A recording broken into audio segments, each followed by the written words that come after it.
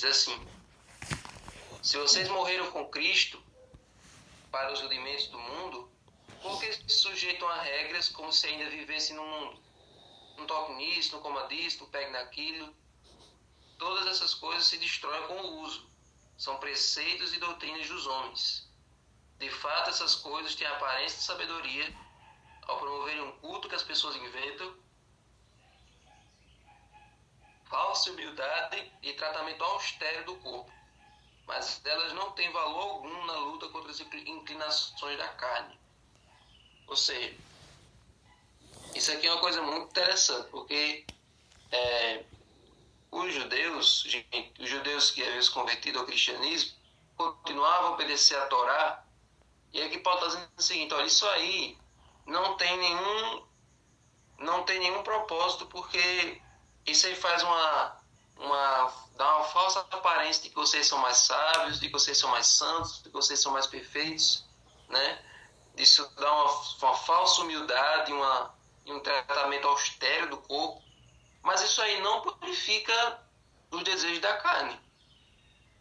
Por mais que vocês se torturem, por mais que vocês fiquem se flagelando, por mais que vocês fiquem privando o seu corpo das necessidades básicas, por mais que vocês sigam tudo estritamente, isso aí não vai mudar os seus gostos carnais.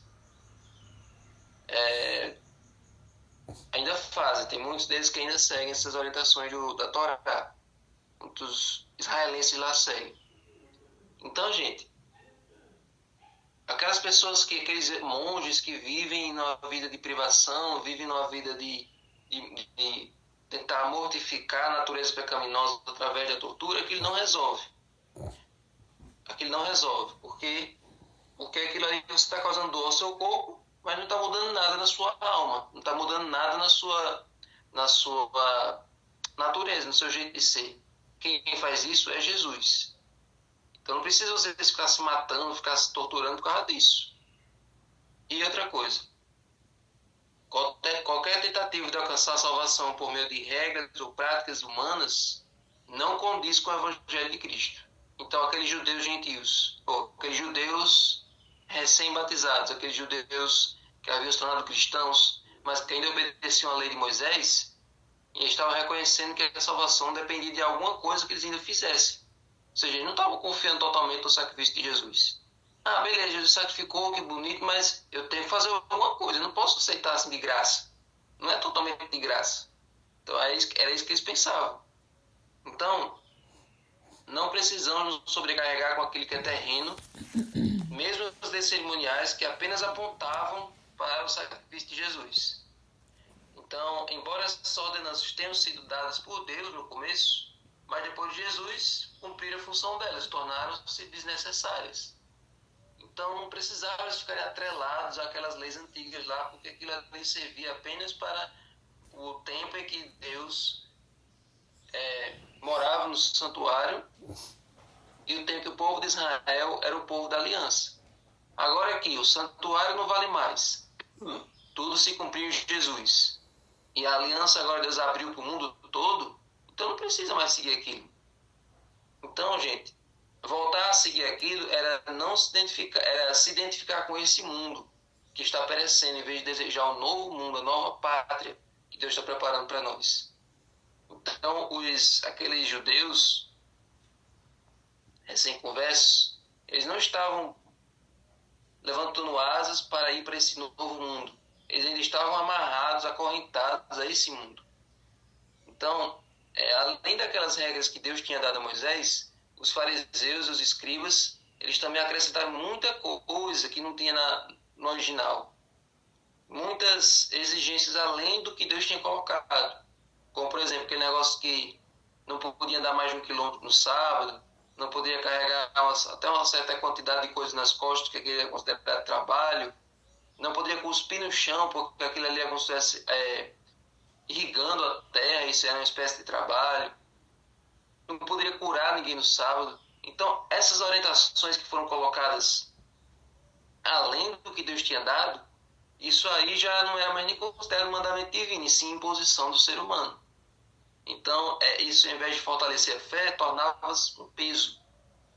Então, imagine como era a mente do judeu na época de Jesus, porque além de ter que sofrer na mão dos romanos, sofrer através dos impostos, sofrer através da opressão, da morte, né, da ditadura do Império Romano, ainda tinha que sofrer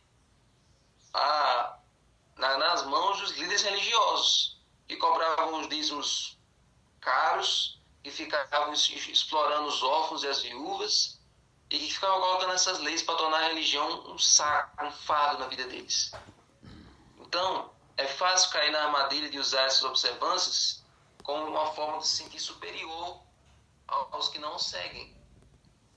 Ou ainda pior, achar que isso é conta pontos para a salvação.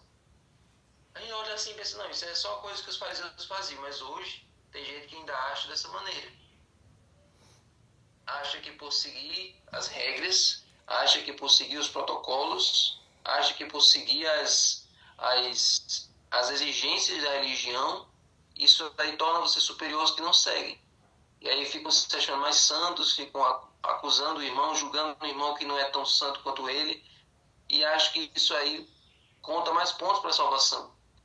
E é por isso que essas pessoas são fáceis de dizer, fulano de tal vai para o inferno porque ele não fez isso, não fez aquilo.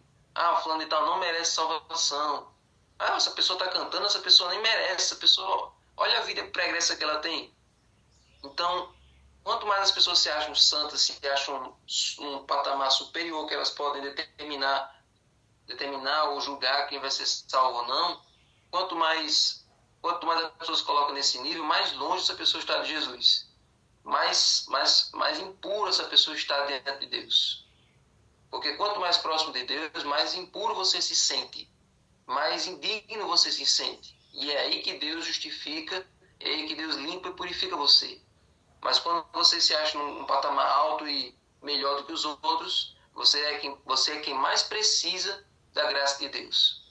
Então, as imposições do ser humano, as regras que o ser humano coloca são tradições, não é a inspiração de Deus. Então, muitos estudiosos da Bíblia, ao longo da história, têm caído na tentação de fazer declarações religiosas que usurpam o papel do Espírito Santo em guiar os crentes quanto ao significado das Escrituras. Então, é por isso que tem várias religiões que são criadas por causa das opiniões de um homem. Eu sempre gosto de citar aquele exemplo.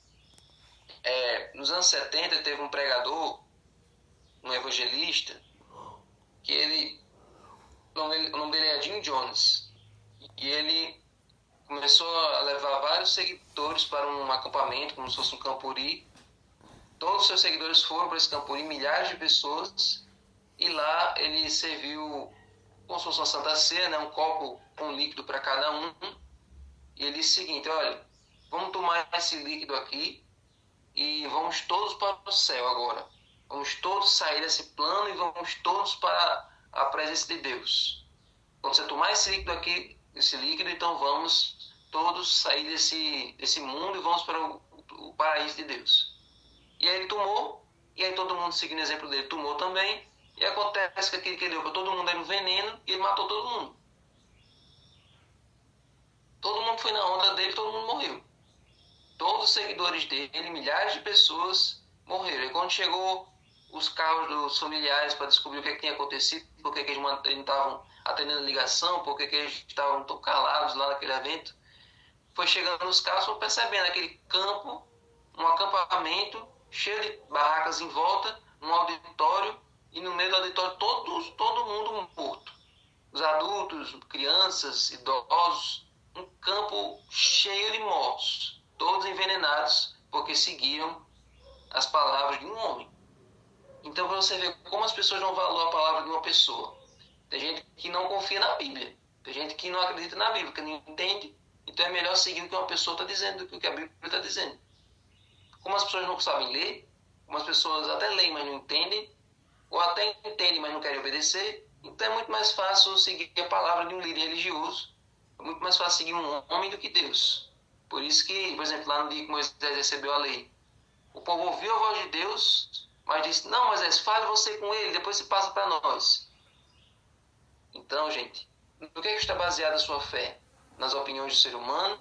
tradições de homens ou na palavra de Deus. Medite nisso.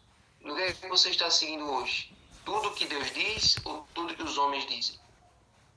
Senhor Deus, muito obrigado, Senhor, pela lição de hoje. Nos ajuda, Senhor, a ter a nossa mente ligada na Tua palavra, ser fiel a Ti e não cair em preceitos de homens, que a nossa vida, que a nossa regra de fé e prática seja o que o Senhor diz e não o que as pessoas dizem. Que um dia, quando as leis dos homens não combinarem mais com a lei de Deus, que nós possamos, Senhor, não retroceder por comodidade, por conforto, mas que nós possamos enfrentar todo tipo de provação por confiarmos na Tua lei e obedecermos a ela acima de tudo. E cada um aqui, Senhor, possa tomar essa decisão, em nome de Jesus. Amém. Amém? Então vamos aí para a leitura do livro.